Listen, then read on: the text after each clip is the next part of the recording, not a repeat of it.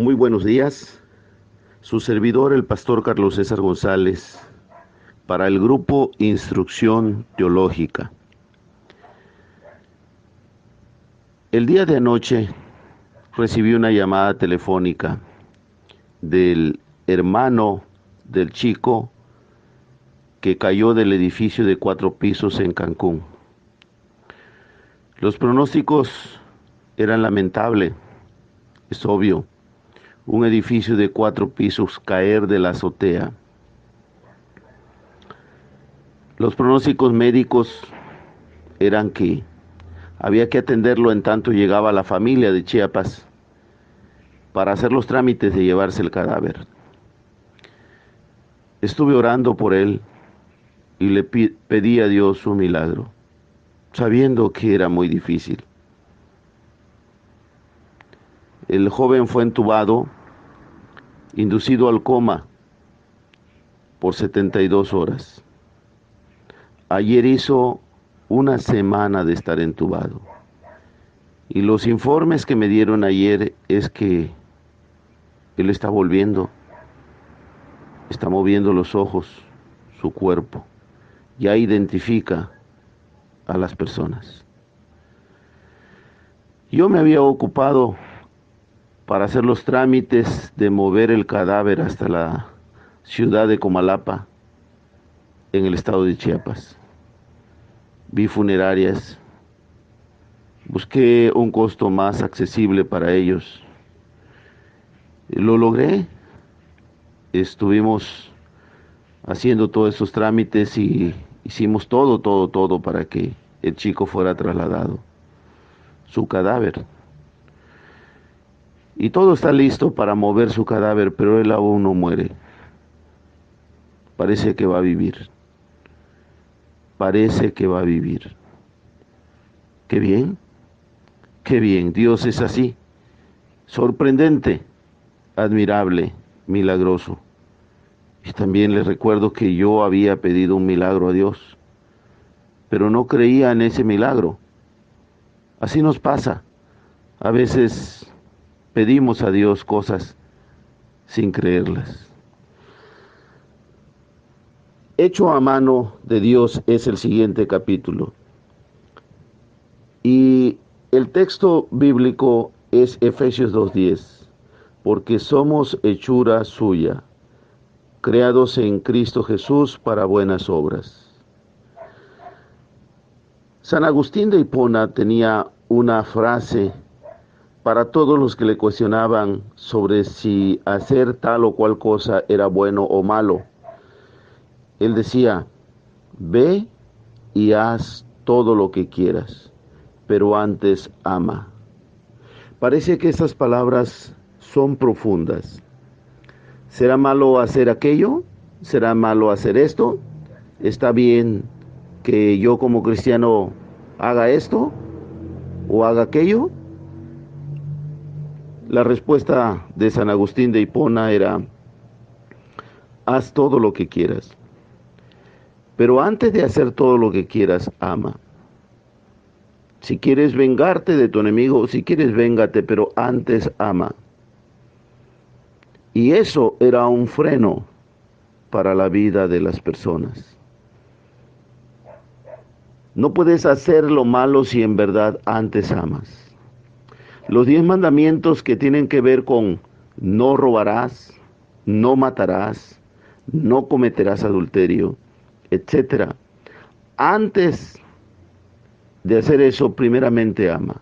Parece que ese mandamiento de no hacer no solamente nos lleva a no hacer lo malo, un daño al prójimo, sino tiene que ver también con buscar el bien a mi prójimo. Si yo busco el hacer bien a mi prójimo, se quitará el no robar. Si yo busco el hacer bien a mi prójimo, se quitará el no levantar ningún falso, ningún testimonio. Si yo busco la vida de mi prójimo, se quitará el no matarás. Y parece que la palabra de Dios nos lleva a eso. No puedes matar en el nombre de Dios. No puedes quitar el gozo, el brillo, la ilusión, la alegría de tu prójimo en el nombre de Dios. Entonces, el ser rehechos en la persona de Jesús nos recuerda que Dios tiene el propósito de rehacer nuestra vida para buenas obras. Las buenas obras no son buenas obras escondidas en un papel de aparentemente bueno, pero la intención es malo, sino en realidad que proceda de un corazón que busque lo bueno. Jesús muchas veces cayó ante la imprudencia de los escribas y fariseos y tenía todo el derecho de destruirlos con palabras y con juicios. Por ahí unos de sus discípulos dijeron: pedimos fuego del cielo que los destruya. Y él dijo que no. A veces nuestros enemigos merecen ser confrontados, ser lastimados, ser heridos. Pero si primeramente amamos, podemos tolerar, podemos tener paciencia, podemos caminar la milla en bien de ellos. Si tu enemigo tiene hambre, dale de comer. Si te pide tu capa, dale también tu túnica. Si te obliga a llevar su carga una milla, llévasela dos. Regreso. Su servidor, el pastor Carlos César González, para el grupo de Instrucción Teológica. Tenemos un mundo que conoce, que sabe. Este mundo del siglo XXI, donde la revolución microelectrónica ha sido sorprendente, donde tenemos un desarrollo tecnológico, donde tenemos un gran avance científico, clínico, médico. Tenemos un mundo que todo lo sabe, sabe todo de valores, pero esos valores no los practica, porque los valores son conceptos mentales. Y quien practica esos conceptos mentales se vuelve una persona virtuosa, ¿sí? Porque mucha gente sabe que robar no es bueno, que mentir no es bueno.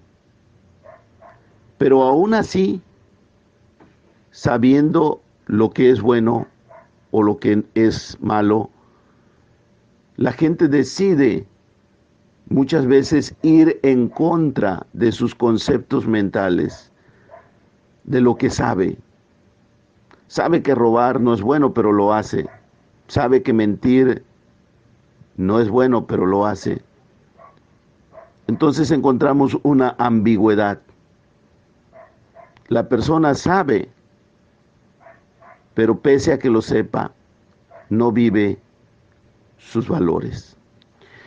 Existen leyes eternas, las leyes universales, que por sentido común el ser humano los tiene, lo sabe,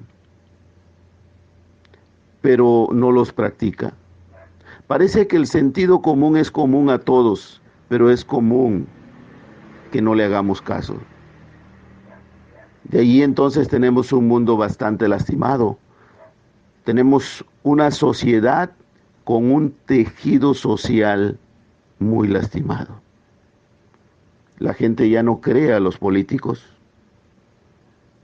El médico se ha vuelto un ladrón por operarte sin necesidad, que tú tengas necesidad de ser operado, pero él te dice, como tú no sabes, él te dice que necesitas ser operado. Preguntamos, ¿crees tú a las bombas que te surten gasolina? ¿Crees tú que esas bombas están bien calibradas? ¿Crees tú que te están dando litros de mililitros? ¿Crees tú que quien te vende en los mercados ambulantes en las calles te da kilos de 1000 miligramos? ¿Crees tú que quien se acerca aparentemente a ayudarte es veraz?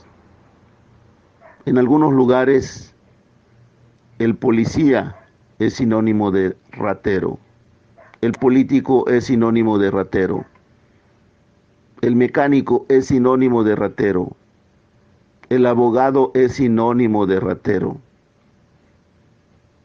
el carpintero es sinónimo de ratero, el agente de tránsito es sinónimo de ratero. ¿Y sabes lo más triste? También en algunos lugares los pastores son sinónimo de rateros. ¿Te acuerdas cuando Jesús dijo que su templo era casa de oración, no cueva de ladrones? Porque allí se habían reunido algunos que mimetizaban, camuflajeaban sus buenas obras, pero dentro de ellos habían otras motivaciones y otros intereses. Mucha gente busca en los templos para vender sus productos. Llevan sus catálogos de perfumes, de zapatos, porque ahí van a vender su producto. Allí van a hacer buenas relaciones. Allí van a hacer cierres. Pero las motivaciones no es honrar a Dios. No es traer un beneficio al prójimo, sino ver cuánto avanzas en tu propósito. Y el templo pues es un buen lugar para que hagas eso. El texto de Efesios: somos criaturas suyas, creados en Cristo Jesús para buenas obras. Las buenas acciones nos hacen pensar que antes de lastimar y dañar está el bien de nuestro prójimo. No matarás, nos hace buscar para él la gracia, la bondad de Dios y que tenga vida en abundancia. Es permitir al Cristo que ha venido a dar vidas a todos, que pueda llegar a la vida y el corazón del más lastimado, del más infortunado, de la persona más afectada. Y de esa manera podemos buscar lo mejor. Regreso. Su servidor, el pastor Carlos César González, para el grupo Instrucción Teológica. Dice la palabra de Dios que el Verbo se hizo carne en Juan capítulo 1. Dice que en el principio era el Verbo y el Verbo era con Dios y el Verbo era Dios. Que el Verbo se hizo carne y habitó entre nosotros, refiriéndose a Dios mismo hecho carne. Dios mismo se encarnó para traernos un mensaje en el idioma, en el sentido, con las palabras, con los sentimientos totalmente humanos. No tomó la forma de un ángel, tampoco tomó la forma de otro ser, sino la forma de un ser humano. Y encontramos que la palabra también dice: sed vosotros perfectos, como vuestro Padre que está en los cielos es perfecto. Pero en este pasaje nos da a entender que seamos perfectos, no perfectos divinos, sino perfectos seres humanos. Trazando una línea vertical, Dios es perfecto vamos a entenderlo arriba. Y en ese ser que nos hizo a su imagen y semejanza, esta imagen y esta semejanza tiene que ver con su moralidad, su naturaleza de ser un Dios de amor, de gracia, poderoso. En esa línea vertical hacia abajo tenemos al ser humano. En Ezequiel encontramos mucho el Hijo del Hombre. Y Jesús repite esa frase, Hijo de Hombre, refiriéndose a él. Y el Salmo 8 dice, ¿qué es el hombre para que tengas de él memoria? Le has hecho poco menor que los ángeles, lo has coronado de gloria y de honra. Es que Dios mismo hizo al hombre a su imagen y a su semejanza. Pero este hombre se perdió, se corrompió, se echó a perder, se hizo un demonio. Entonces Dios prepara a su propio Hijo y lo encarna y lo presenta para que el hombre vea la gloria de ese hombre, ese modelo. Jesús es nuestro modelo de ser humano. El libro de Hebreos nos habla que Él aprendió obediencia siendo hombre. Y Él se sujetó a la voluntad de Dios y admitió los planes y los propósitos de Dios en Él. Y nos enseñó a vivir una calidad humana. El ser humano, lejos de Dios, se ha animalizado. Se ha animalizado. Un animal no se puede humanar, pero un humano se puede animalizar. El hombre sin Dios ha tropezado, ha dañado lo más sagrado de él, como es su esposa, sus hijos. Por su ignorancia excede el límite de velocidad, por su ignorancia se droga, por su ignorancia se autodestruye. El ser humano se ha hecho un animal irracional. Luego entonces el enviar a Jesucristo es otra vez hacerlo regresar a ser un ser humano para encontrar la vida abundante que Dios le da. La palabra no nos lleva a nosotros a ser personas angelicales, no nos lleva a buscar ser como Dios, porque el diablo ya un día pensó ser igual a Dios y quiso destronar a Dios y atentó contra Dios. Nosotros hemos de buscar ser personas humanas en las cuales Dios ha depositado su Espíritu Santo, teniendo este tesoro, dice Pablo, en vasos de barro, sabiendo que el poder no está en nosotros, sino en Dios. Entonces Dios nos permite que nosotros en esa extensión de ser personas humanas, sintamos el dolor, como Jesús lo sintió cuando iban a enterrar a ese muerto. Y dice que Jesús se compadeció. Esta palabra compadecer es ponerlo junto a quien padece. Se llama empatía. Si tú puedes sentir el dolor de tu prójimo y puedes no solamente sentirlo, sino volcarte para hacer el bien a tu prójimo. Y no solamente eso dentro de la iglesia, sino aún fuera. Regreso. Su servidor, el pastor Carlos César González, para este grupo de instrucción teológica.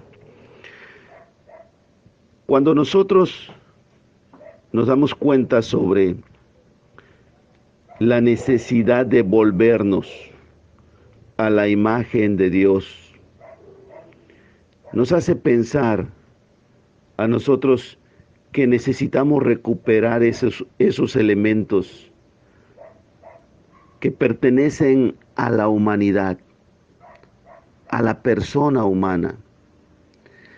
Y entonces recordamos que Jesús en Mateo 25 nos habla sobre aquellos que son llamados a heredar la vida eterna, el reino de Dios. Venid benditos de mi Padre, dice, porque tuve hambre y me diste de comer. Tuve en la cárcel y me visitaste. Fui un forastero, me recibiste. Y entonces ellos van a preguntar, ¿cuándo te vimos hambriento y te sustentamos? ¿O sediento y te dimos de beber? ¿Cuándo te vimos forastero y te recogimos? ¿O desnudo y te cubrimos? ¿Cuándo te vimos enfermo o en la cárcel y venimos a ti? Y respondiendo el rey les dirá, de cierto os digo, que cuanto lo hiciste a uno de mis hermanos más pequeños, a mí lo hiciste. Dice Mateo 25, del 31 al 40. ¿Qué lleva a la gente visitar a un enfermo o ir a la cárcel con un ministerio o dar pan al hambriento, agua al sediento, mitigar el dolor al que sufre?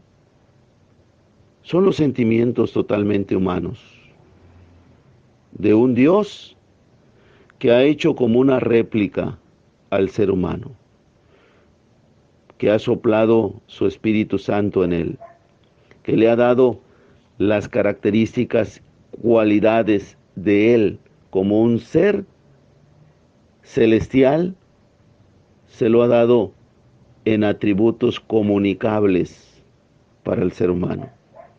El ser humano es un Dios terrenal. El ser humano es una réplica de Dios. Y aquellos que se llaman cristianos practican las virtudes de ese ser que se hizo humano, que se humanó y que nos enseñó el camino para volvernos a Dios. Como dice Juan 14, yo soy el camino, yo soy la verdad y yo soy la vida. Y por ahí un discípulo llamado Felipe le pregunta, Señor, muéstranos al Padre y nos basta. Y Jesús le dice, el que me ha visto a mí, ha visto al Padre. Entonces, el tomar el camino para ser personas humanas y regresar a nuestro Dios, eso nos ha de ayudar. A veces nosotros hemos pensado que debemos espiritualizarnos, levantar nuestras manos, que debemos cantar extasiados, saltar, brincar. Y muchas de nuestras alabanzas nos han motivado así. Por ahí alguien compuso un coro absurdo que dice, un brinquito para mi Señor. Y encontramos a toda una comunidad de fe saltando para el Señor. Y me pregunto, ¿de qué sirven esos brincos? Para la gloria de Dios, para el avance de su reino. ¿De qué sirve? Cuando nosotros entendemos que hemos de continuar el ministerio de Cristo, el desarrollo del reino, tiene que ver con un ministerio fuera de las cuatro paredes. Que la sal es mejor fuera del salero, que somos luz y sal del mundo, que somos una ciudad asentada, como dice Jesús, sobre un alto monte que no se puede esconder, que la mejor forma de agradar a Dios es afuera. Teresa de Calcuta dijo que es mejor rezarle a Dios en la vida cotidiana, por las calles, por donde andas. Y creo que así es. La mejor adoración a Dios es tu comportamiento. Primeramente con Él. En segundo lugar, con tu prójimo. Y tu prójimo es el más próximo a ti. Esposa, esposo, hijos, todos los demás. Eso habla de tu conocimiento de Dios. ¿Cuánto tienes de Dios? No en teoría, sino en práctica. Lo muestras con tu comportamiento. Tu comportamiento habla más que tus palabras.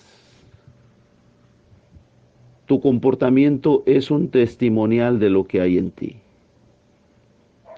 Regreso en un momento. Soy su servidor, el pastor Carlos César González, para el grupo de instrucción teológica. Allá por los campos del estado de Chihuahua, ministraba yo como pastor y a la vez como conferencista de una empresa de desarrollo humano. Me gustaba ir a los campos que se llaman nogaleras porque hay muchas nueces. Y me daba gusto ver debajo de esos árboles muchas nueces. Y recogía con una bolsa. Los aldeanos o lugartenientes de por ahí me decían, no recojas eso, no sirve. Le digo, mira, pero hay cuántas nueces, mira todas estas nueces. Y decían, no sirven. Se llaman nueces vanas. Y rompía yo y en realidad era pura cáscara. Dentro no tenía nada. Nueces vanas. Cuando encontramos nosotros con personas que hacen mucho ruido, pero no tienen nada dentro, hay una frase que dice en México, mucho ruido y pocas nueces. Son las nueces vanas. No indica mucho para el reino de Dios que alguien hable mucho de sí mismo. De hecho, no es ético que la persona hable demasiado de sí. No es correcto que pueda aparentar ante los demás que ama a Dios a través de proclamaciones propias. Cuando una persona dice yo amo mucho a Dios, tienes que dudar de él. Porque la persona que ama a Dios no necesita decirlo. Sus actos y sus hechos lo dicen. Una persona que en verdad tiene mucho de Dios, da los frutos del Espíritu Santo. ¿Sí? Sí, porque alguien que ha concebido, una persona, una mujer que ha concebido de alguien, lleva el fruto de esa semilla de un hombre en su seno. Está embarazada. Y cuando nosotros vemos personas que en realidad han tenido una relación seria, concreta, específica con Dios, traen los frutos de su semilla, de la semilla del Espíritu Santo. La palabra semen viene de semilla. Entonces, cuando entendemos nosotros que una persona ha estado en una intimidad con Dios, se muestran los frutos. Y dice Pablo en Gálatas 5, que los frutos del Espíritu son amor. Escucha, no es ruido, no son gritos, no es autoritarismo, sino es amor, es gozo, es paz, es paciencia, bondad, benignidad, fe, mansedumbre, templanza. ¿Ves que ahí no hay ruido? Pero hay un impacto tremendo. Cuando la gente se autoproclama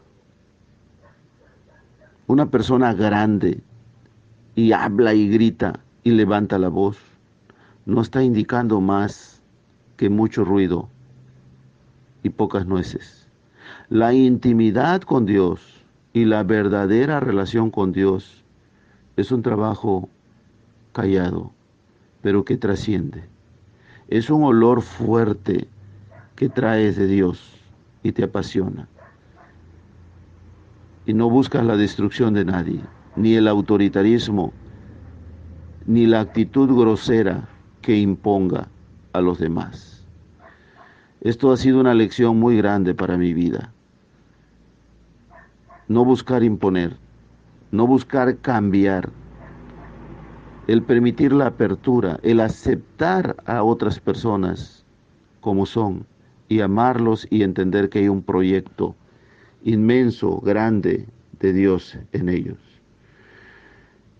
Hay que ver a las personas, las demás personas, como el gran proyecto de Dios, donde Dios ha de trabajar lentamente y Dios ha de usar nuestras vidas con paciencia para seguir usando nuestras vidas en lo que Dios nos ha ayudado a nosotros para poder que la persona, nuestro prójimo, encuentre un desarrollo para gloria de Él, sin imposición, sin autoritarismo grosero, sin una actitud de prepotencia, sino en un trabajo, como dice la palabra, Pablo,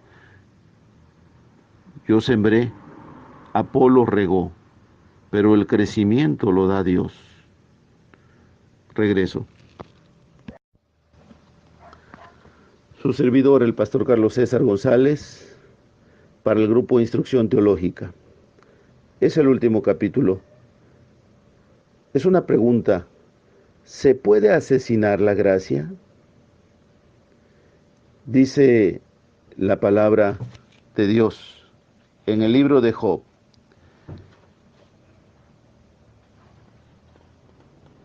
Capítulo 22, verso 2.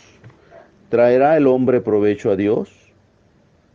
Al contrario, para sí mismo es provechoso el hombre sabio. Todo lo que tú puedas hacer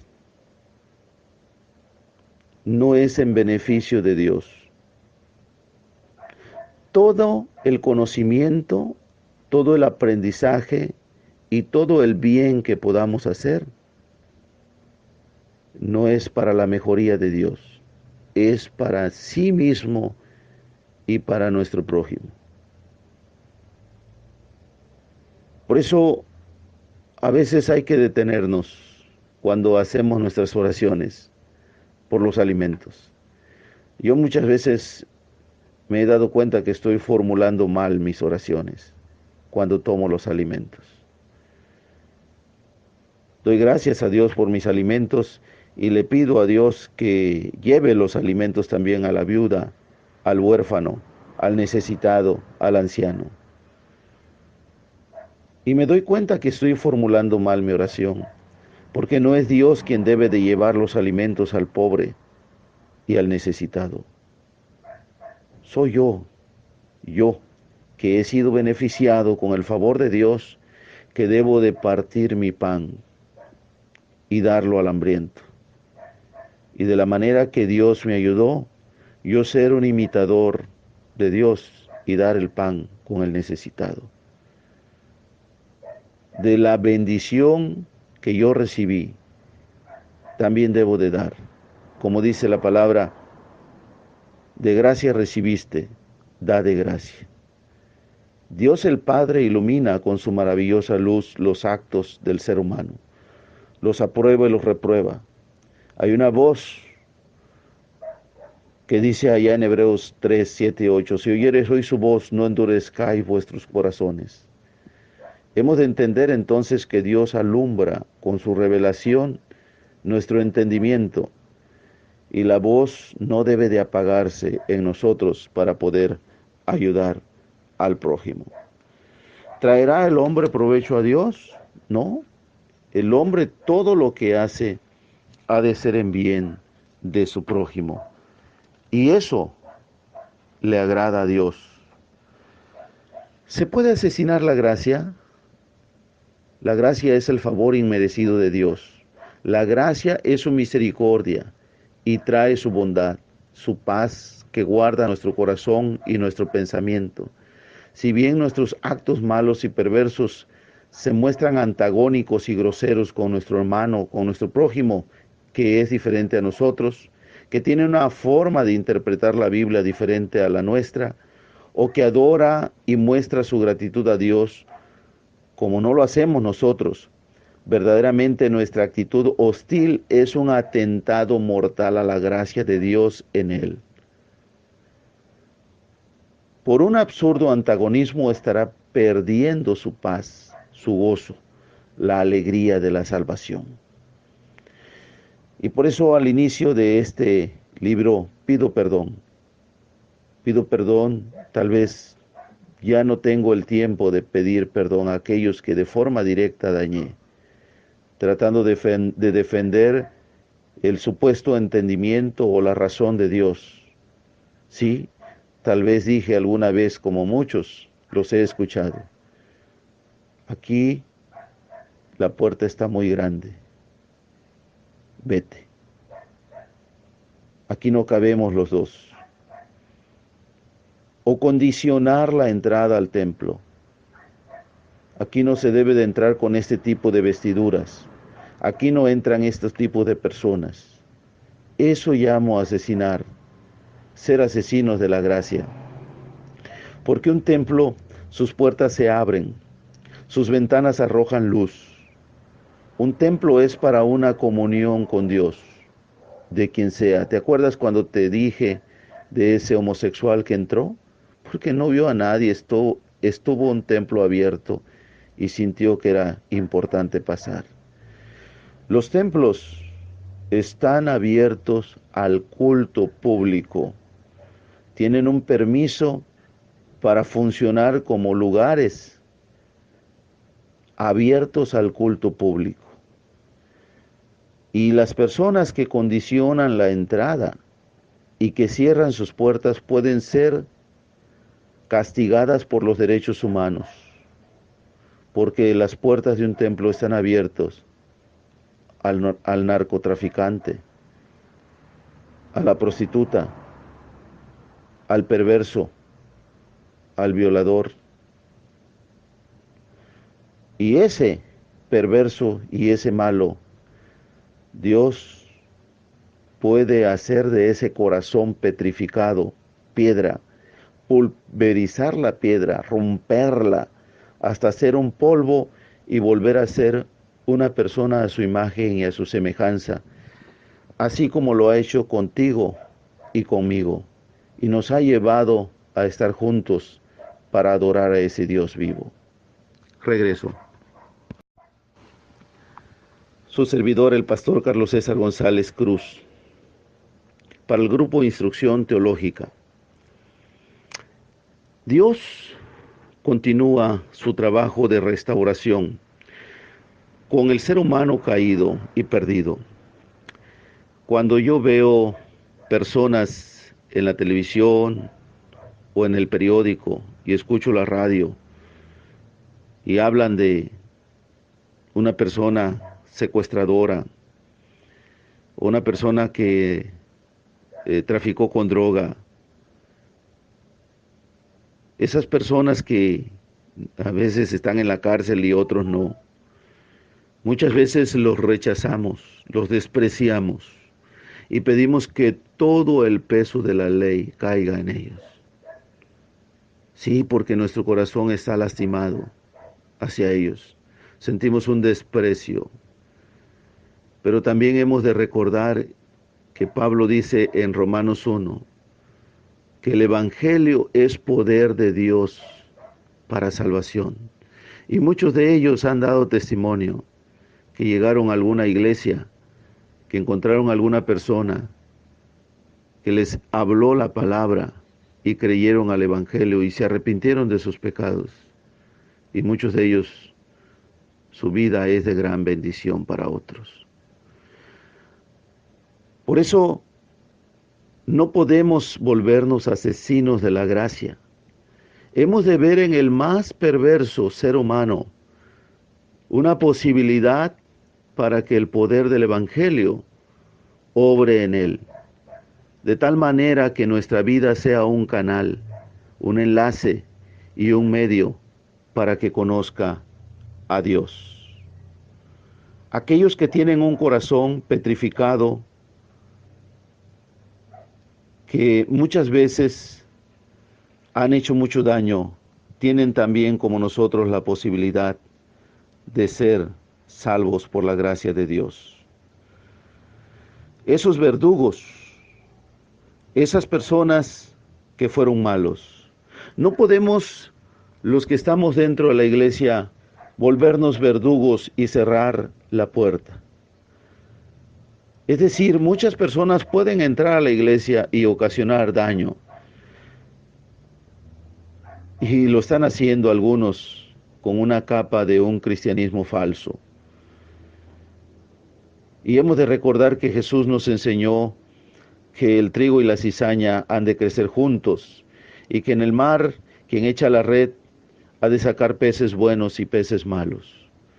Pero en lo que dependa de nosotros no hemos de volvernos asesinos de la gracia, es decir, no evitemos que la gracia de Dios abunde, porque también Pablo nos dice que donde abundó la gracia, donde abundó el pecado, sobreabundó la gracia, tomando un pasaje del Antiguo Testamento. Pero tampoco nos lleva a hacer más males para que vengan bienes, sino a entender que donde abundó el pecado, sobreabundó la gracia de Dios. Así cuando el mundo estaba perdido, Dios envió a su Hijo, nacido de mujer y nacido bajo la ley, dice Gálatas 4:4. La gracia de Dios es fresca, revive al alma moribunda. Su misericordia es nueva cada mañana. La gracia de Dios es constante y sonante, pero por la dureza de los corazones puede no llegar. El amor de muchos se enfriará, dice la palabra, por causa de la maldad. No solamente podemos evitar que llegue a otros por una actitud mala de nosotros, sino también evitar que llegue a nuestra propia vida. ¿Por qué? Porque cuando nosotros nos portamos duros con alguien, estamos siendo duros con nosotros mismos. Estamos haciendo que nuestro corazón se vuelva un corazón de piedra. Y tal vez mucha gente que no llegue a nuestra iglesia, por la gracia de Dios llegará a otras. Recuerdo muy bien, en el ministerio he encontrado mucha gente muy buena que me ha ayudado a mí personalmente, que ha sido una bendición para mi vida. Pero ellos antes de ser cristianos buscaron una iglesia porque se enamoraron de una cristiana o de un cristiano. Y por ser inconversos, los pastores no los casaron allí. Pero era tanto su amor, buscaron hasta una iglesia católica u otro lugar y allí se casaron.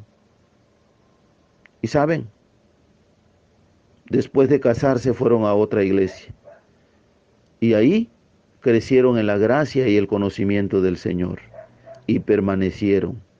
Después yo llegué a verlos, yo llegué a conocerlos y me platicaron su historia y me señalaron al hermano o al pastor que los trató duro. Pero ellos, el Señor cambió sus corazones y eran otros. Así es que no sabes tú con aquellos que te puedes volver hostil, grosero, altanero, despreciativo. No sabes qué va a hacer Dios con ellos. No sabes si el día de mañana tú vas a necesitar de ellos.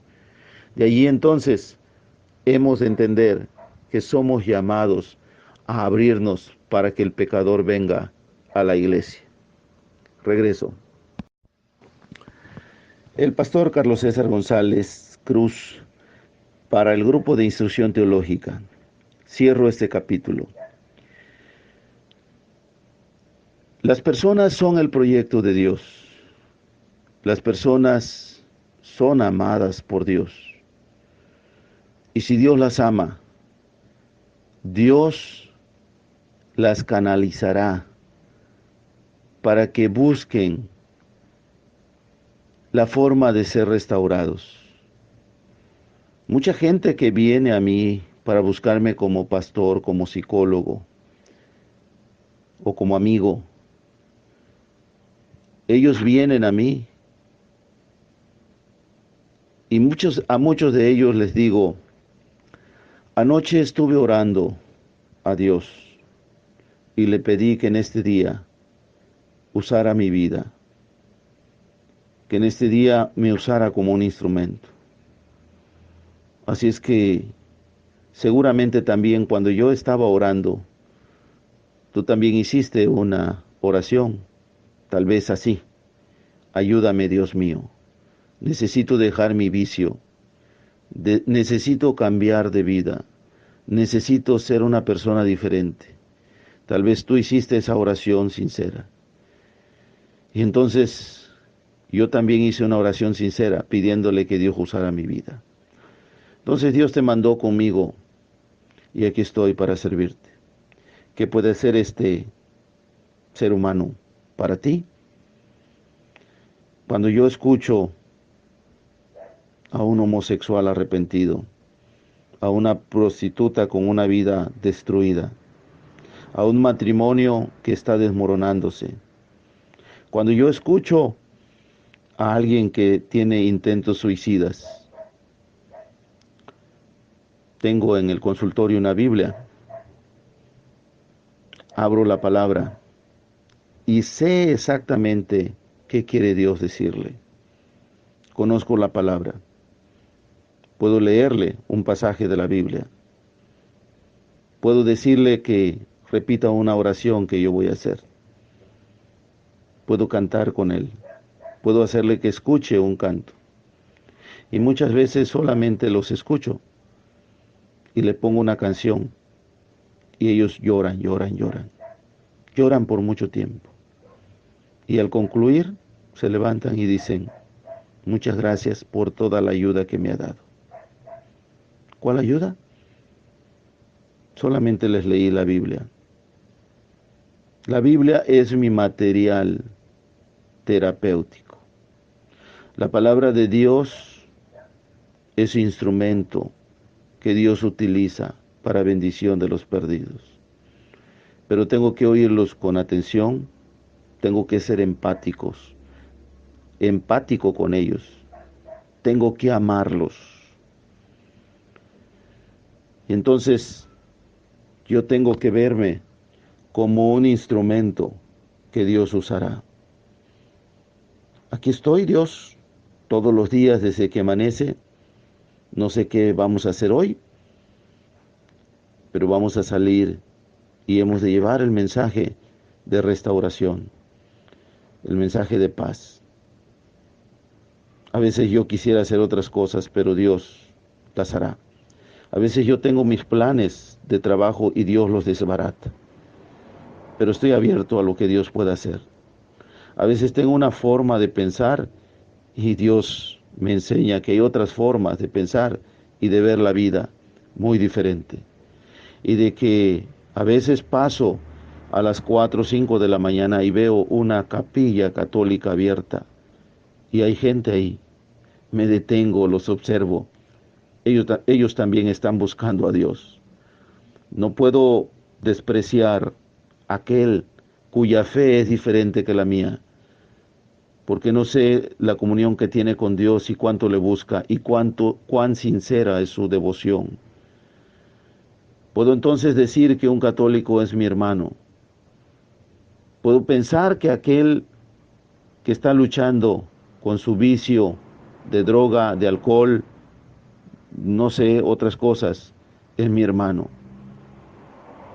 Y que puede ser que yo desprecie la ropa contaminada de su carne, dice Judas, pero puedo amarlo. Y puedo permitir que Dios siga trabajando en él y use mi vida. Muchas veces no haremos nada más que abrazarlos y amarlos. Hace unos días en Puerto Morelos, mientras predicaba, entraron unos borrachos. Uno de ellos estaba vomitado. Cuando terminó me pidieron que orara por ellos. Y el vomitado me abrazaba. Olía re feo. Olía feo. Sentía náuseas. Pero él me abrazaba. Y hizo una oración muy bonita, llorando, arrepintiéndose. Y yo tuve que amarlo y abrazarlo. Y sentía náuseas. Pero era mi hermano que se estaba poniendo a cuentas con Dios. Regreso para dar la conclusión. Su servidor, el pastor Carlos César González Cruz, para el grupo Instrucción Teológica. Esta es la conclusión. Judas 24 y 25. Al que puede preservarlos de toda caída y presentarlos ante su gloria sin mancha y gozosos, al Dios único que nos salvó por Jesucristo nuestro Señor, sea la gloria, la majestad, el poder y la autoridad, desde la eternidad, ahora y por todos los siglos. Amén. Roguemos a Dios que nos ayude a caminar con Él. El camino es largo, pero las grandes distancias empiezan por dar los primeros pasos. Tenemos que hacer mucho en nuestras propias vidas. Que Dios trabaje por su Espíritu Santo, formando a Cristo en nosotros. Ayudemos a otros a desarrollarse sin atentar contra ellos. Seamos instrumentos de Dios, no de la religión. Sea Dios quien use nuestra vida, pues solamente así edificaremos.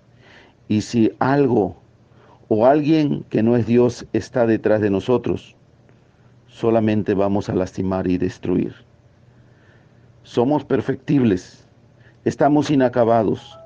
El Señor continuará la obra que un día comenzó en nosotros y la concluirá hasta el día de Cristo. Nadie de nosotros puede presumir una perfección, pues nadie la tiene hasta ahora. Si acaso es mejor que otro, si es así, glorifica al Señor, ya que su gracia no ha sido en vano en él.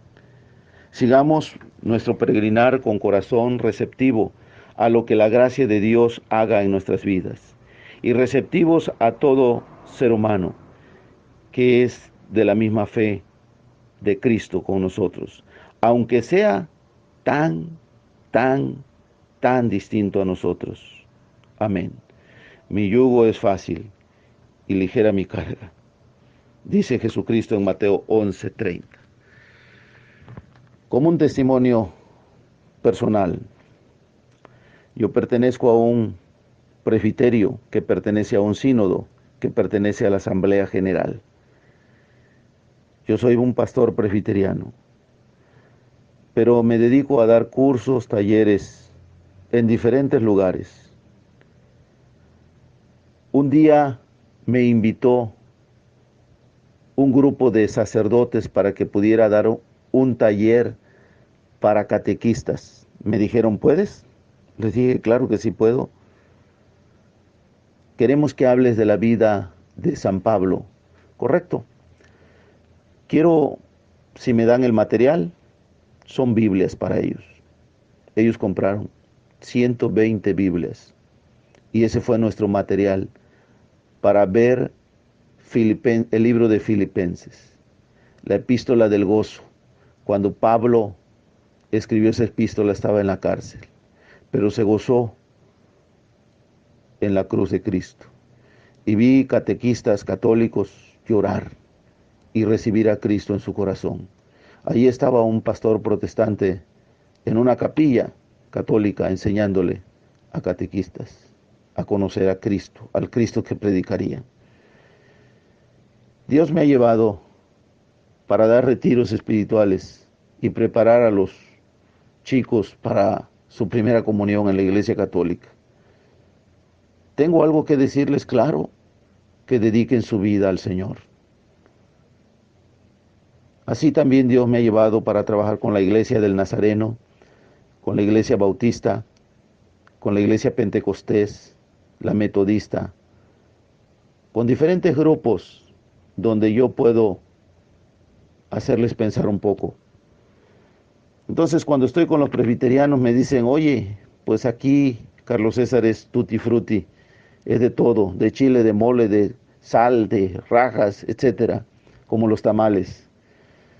Y yo les digo que soy Meto Bauti Presbicostés, metodista, bautista, presbiteriano, pentecostés, porque mi Cristo, mi Señor, no tiene denominación. Las puertas de Cristo es para todo, toda criatura, y el Señor me envía a toda criatura. No quiero que pienses como yo, Solamente piensa, razona tu fe y que Dios te lleve a donde tu vida sea de bendición. Soy el pastor Carlos César González y conmigo tienes un amigo y un pastor que piensa diferente, pero que te invita a que lo ames y que lo conozcas. Que Dios te bendiga y su gracia crezca. Estoy para servirte. Bendiciones, un saludo, un abrazo, un estrechón de manos a mi amigo apreciado, el pastor Salomón. Bendiciones a todos.